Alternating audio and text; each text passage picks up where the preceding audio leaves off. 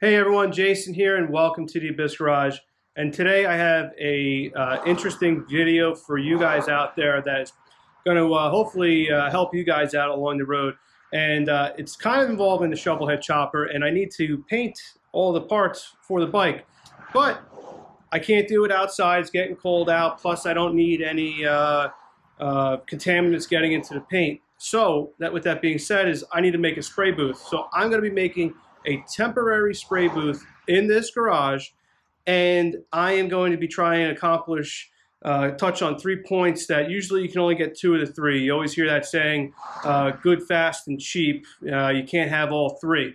But I had an epiphany, and I really think that I can get a good spray booth that is fast to set up and that is cheap as well. So we're going to see if that happens to be the case. So let's get to it. All right, so quickly, before I go ahead and try this out, my first idea was to use 1/2-inch PVC pipe itself, along with a clear drop cloth that you use for painting, which I did end up buying the supplies.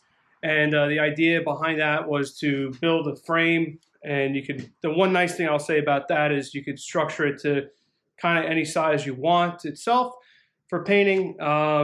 Which was a little bit cheaper than if you were to buy close to $200 at the box store. They sell like an enclosed spray area, but I just couldn't come to terms with spending that kind of money for basically 4 poles.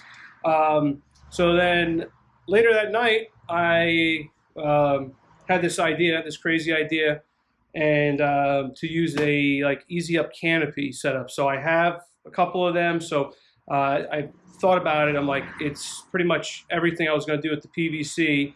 The only thing is I can't change the length or width. We're set at a 10 by 10 size. So obviously this garage I never thought I would fill it up like I have, but it's going to get tight for a little bit. So the idea here is I'll get this out, get this set up. And again, I'm winging this here, so I don't even know if this will fit. For all I know, it could be too tall and I could hit the ceiling joists.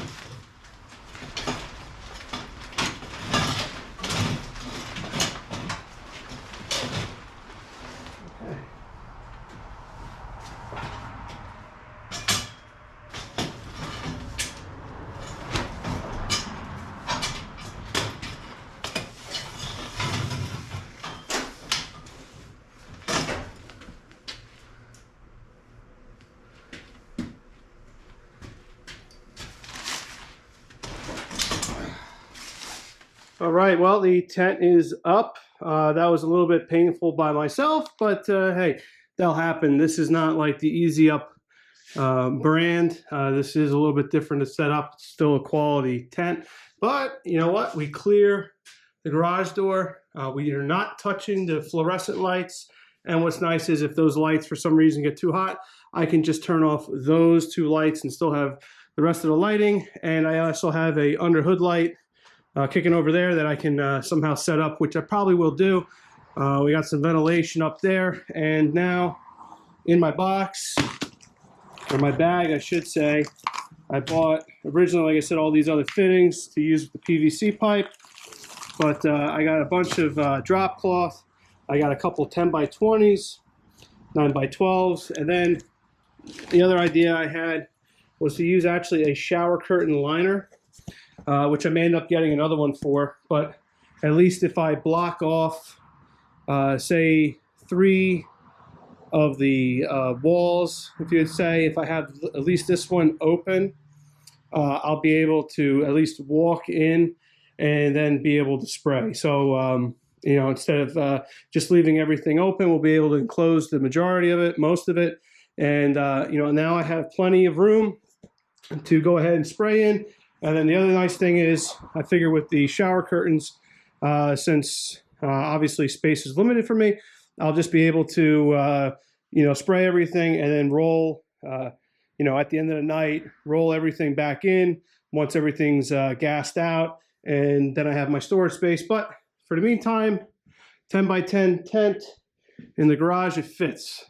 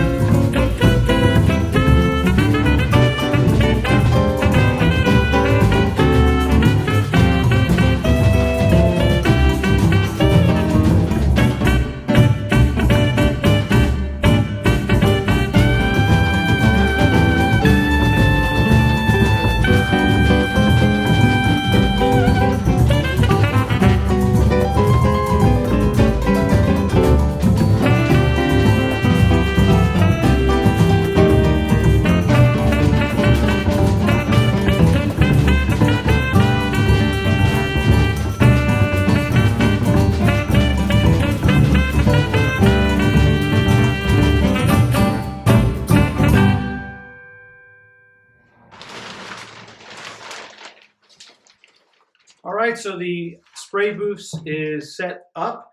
I got everything taped together and holding well. I got a slit opening in the back so that way I can escape out if I need to get to the compressor or anything like that. So I had that overlap in the back, and then I got the two shower curtains in the front overlapping as well, so that way I can get in and out if I have to bring the frame obviously in there and whatnot. So the last thing to do here is to vent.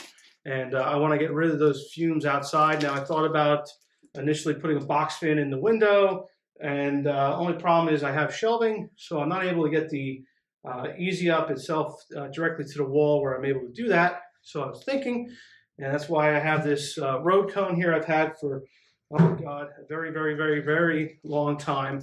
And so the idea here is to take a 6-inch dryer duct, and I'm going to set this down the cone, trim it, so that way I can get the most airflow through, and we'll take this duct and then route it outside the garage through the bottom of the garage door.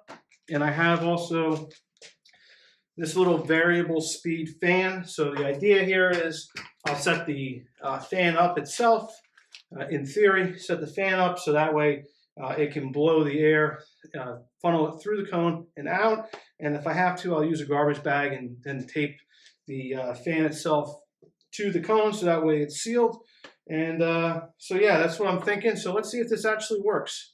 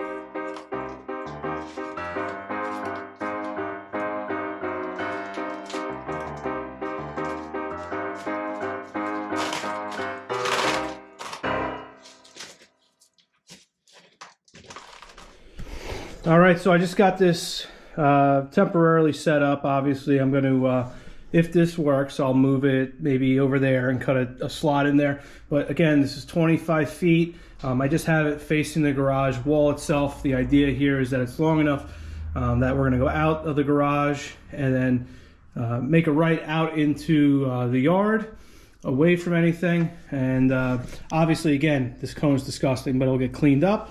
But let's see if this works here.